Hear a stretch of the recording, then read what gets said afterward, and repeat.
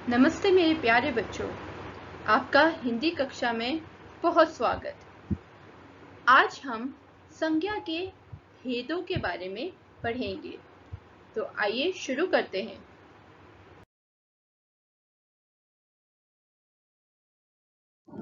आइए देखते हैं हमने अभी तक क्या सीखा।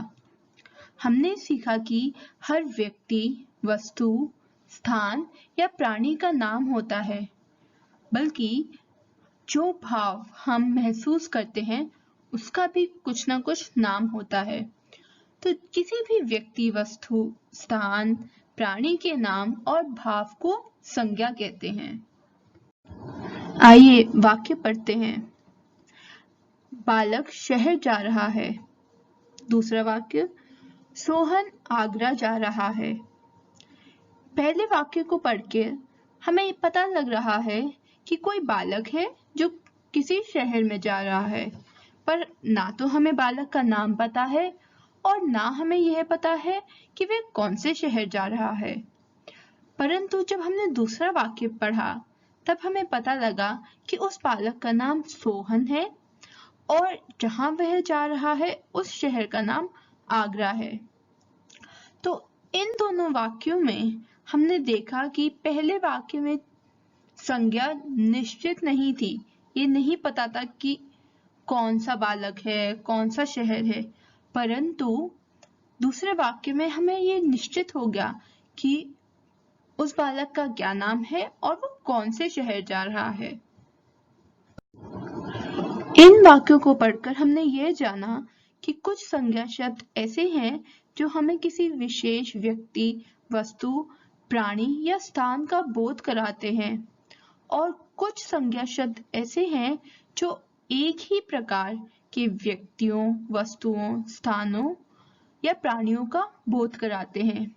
आइए इनके बारे में विस्तार से जानें। संज्ञा के कई भेद हैं, परंतु अभी हम संज्ञा के दो भेदों के बारे में पढ़ेंगे, व्यक्तिवाचक संज्ञा और जातिवाचक संज्ञा। आइए इनके बारे में जानते हैं। व्यक्तिवाचक संज्ञा वह संज्ञा शब्द हैं जो किसी विशेष व्यक्ति, वस्तु, स्थान या प्राणी के नाम का बोध कराते हैं। जैसे हमने उस वाक्य में देखा कि सोहन शब्द एक विशेष व्यक्ति के बारे में बता रहा था या एक विशेष व्यक्ति का बोध करा रहा था, तो वह संज्ञा शब्द जो किसी विशेष व्यक्ति, वस्तु, स्थान या प्राणी के बारे में बताएं वह कहलाते हैं व्यक्तिवाचक संज्ञा। आइए कुछ उदाहरण देखते हैं। पहला चित्र भारत का नक्शा है। यहाँ भारत शब्द एक विशेष देश का नाम है, इसलिए यह व्यक्तिवाचक संज्ञा है। दूसरा चित्र भारत के प्रधानमंत्री श्री नरेंद्र मोदी जी का है। यहाँ नरेंद्र मोदी एक व्यक्तिवाचक संज्ञा है क्योंकि वह शब्द एक विशेष व्यक्ति के बारे में हमें बता रहा है। आइए संज्ञा के दूसरे भेद के बारे में जानें। जिन शब्दों से हमें एक ही प्रकार के व्यक्तियों, वस्तुओं, स्थानों या प्राणियों के नाम का बोध होता है उसे हम जातिवाचक संज्ञा कहते हैं। जैसे आपने उस चित्र में देखा कि वहां बच्चे थे, तो बच्चे शब्द एक ही प्रकार के व्यक्तियों के बारे में बताता है, इसलिए वह शब्द जातिवाचक संज्ञा है। आइए कुछ उदाहरण देखते हैं। पहले चित्र में आप देख सकते हैं कि बहुत सारे पक्षी हैं। यहाँ पक्षी शब्द एक ही प्रकार के प्राणियों को दर्शा रहा है, इसलिए यह जातिवाचक संज्ञा है। दूसरे चित्र में एक कार बनी हुई है। अब ये कार छोटी, बड़ी, देशी, विदेशी कोई भी हो सकती है, इसलिए कार शब्द भी जातिवाचक संज्ञा है क्योंकि वह एक ही प्रकार के वस्तुओं को दर्शा रहा है। आइए जातिवाचक और व्यक्तिवाचक संज्ञा के कुछ और उदाहरण देखें। ये इस तालिका के द्वारा जातिवाचक और व्यक्तिवाचक संज्ञाओं के बारे में और अच्छे से जानें। जातिवाचक संज्ञा में आप देख सकते हैं कि बालिका शब्द लिखा है। अब यह बालिका तो कोई भी बालिका हो सकती है, कोई विशेष बालिका के बारे में हमें नहीं बताया गया है, परंतु आप देख सकते हैं कि व्यक्तिवाचक संज्ञा में दो बालिकाओं के नाम हैं, सीमा और मीरा। ये विशेष व्यक्तियों के नाम हैं या विशेष बालिकाओं के नाम हैं, इसीलिए ये व्यक्तिवाचक संज्ञा है। आपका जो नाम है वह व्यक्तिवाचक संज्ञा है। अगर आप एक बालिका हैं तो बालिका शब्द जातिवाचक संज्ञा है, और अगर आप एक बालक हैं तो वह शब्द भी जातिवाचक संज्ञा है। अब पुस्तक तो बहुत सारी होती हैं, पर गीता और कुरान विशेष पुस्तकें हैं, इसलिए गीता और कुरान व्यक्तिवाचक संज्ञा है। इसी प्रकार शहर भी बहुत सारे होते हैं, तो शहर शब्द बहुत सारे प्रकार के शहरों के बारे में बात कर रहा है, परंतु दिल्ली और मुंबई विशेष शहर हैं, विशेष शहरों के नाम हैं, इसीलिए वे व्यक्तिवाचक संज्ञा है। ऐसे ही नदी शब्द बहुत सारी नदियों, किसी भी नदी के बारे में बात कर सकता है, परंतु गंगा और यमुना विशेष नदियों के नाम हैं, इसलिए वह व्यक्तिवाचक संज्ञा है। अब भाषा शब्द कई प्रकार की भाषाओं के बारे में बात कर रहा है, इसलिए वह जातिवाचक संज्ञा है, परंतु हिंदी और मराठी विशेष भाषाएं हैं, इसलिए यह दोनों शब्द व्यक्तिवाचक संज्ञा है। तो हमने जाना कि जो संज्ञा शब्द हमें किसी विशेष व्यक्ति, वस्तु, स्थान या प्राणी के बारे में बता रहे हैं या उनका बोध करा रहे हैं, वह है व्यक्तिवाचक संज्ञा।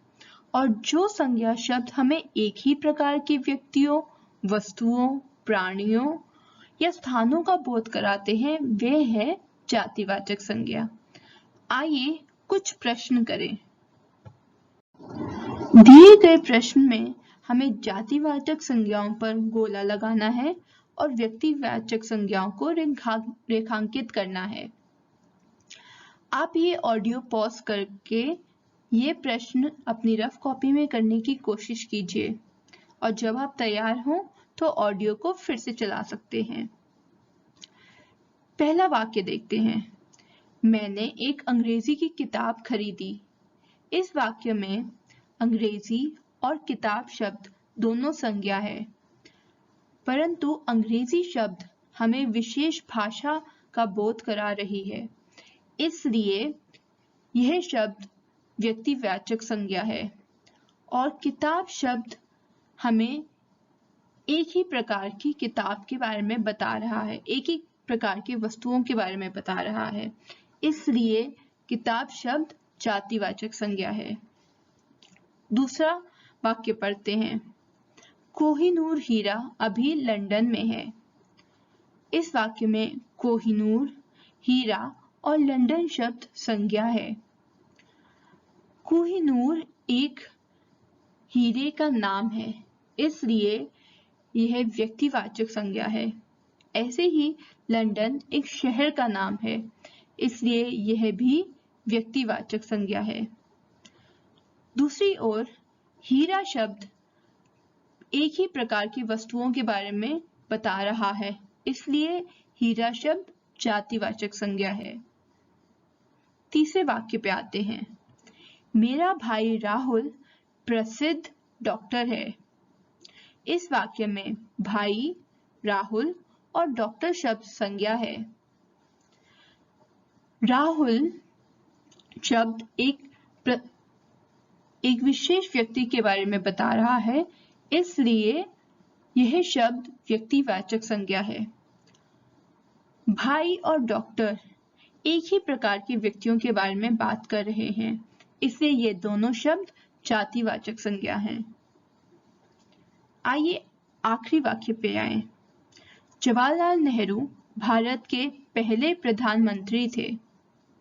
इस वाक्य में जवाहरलाल नेहरू, भारत और प्रधानमंत्री शब्द ये तीनों संज्ञा शब्द हैं। जवाहरलाल नेहरू क्योंकि एक विशेष व्यक्ति का नाम है, इसलिए यह व्यक्तिवाचक संज्ञा है। उसी प्रकार भारत भी एक विशेष देश का नाम है, इसलिए यह भी व्यक्तिवाचक संज्ञा है। दूसरी ओर प्रधानमंत्री एक ही प्रकार के व्यक्तियों के बारे में बात कर रहा है, इसलिए यह शब्द जातिवाचक संज्ञा है। आइए बच्चों, दोहराते हैं कि हमने संज्ञा के बारे में क्या जाना है। हमने जाना कि किसी भी व्यक्ति, वस्तु, स्थान, प्राणी या भाव के नाम को संज्ञा कहते हैं। भाव अर्थात जिसे हम महसूस कर सकते हैं। इसे देखा या सुना नहीं जा सकता, केवल महसूस किया जा सकता है। हमने संज्ञा के दो भेदों के बारे में जाना, व्यक्तिवाचक संज्ञा और जातिवाचक संज्ञा। हमने जाना कि व्यक्तिवाचक संज्ञा वह शब्द होते हैं जो किसी विशेष व्यक्ति, वस्तु, स्थान या प्राणी के नाम का बोध कराते हैं। जैसे भारत। भारत एक विशेष देश का नाम है, इसलिए यह व्यक्तिवाचक संज्ञा है। दूसरी ओर हमने यह जाना कि जिन संज्ञा शब्दों से एक ही प्रकार की व्यक्तियों, वस्तुओं, स्थानों या प्राणियों के नाम का बोध होता है, उन्हें हम जातिवाचक संज्ञा कहते हैं। जैसे शब्द देश। अब देश शब्द एक ही प्रकार के स्थानों का बोध करा रहा है। तो हमने संज्ञा के बारे में काफी कुछ जाना है। धन्यवाद।